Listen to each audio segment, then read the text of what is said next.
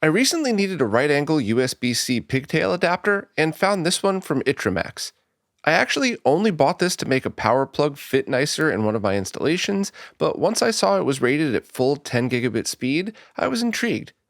I ran a speed test on an external NVMe drive connected directly to my PC's 10 gigabit USB port, then reran the same test again with the same exact components, just with the right angle adapter connected to the USB NVMe drive, and the results were the same.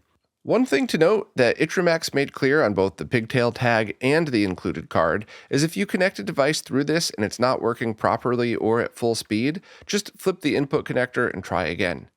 They say this is for non-USB 3.1 connections, but I've actually seen this with all USB-C connectors, and it's a common issue with a simple fix. Just flip it. It also warns you about potential cable length issues, which is once again something you'll need to take into consideration with all USB cables, not just this adapter.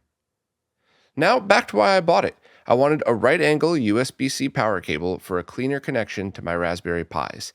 And it worked exactly as I'd hoped. The right angle connection didn't take up any more space next to the port than a standard USB-C cable, and allowed the HDMI adapter to run around it a lot cleaner than with a standard USB-C cable. Check out another video I did testing the JSAUX micro HDMI adapter if you're interested. I've been using that for a while now, and it works perfectly. Just make sure it's snug in the Pi, because they do tend to pop out if you move it around too much. And just for reference, here's how much cleaner this right angle adapter mounts versus a standard cable. So if you need a right angle adapter for any USB device up to 10 gigabits, I definitely recommend this one.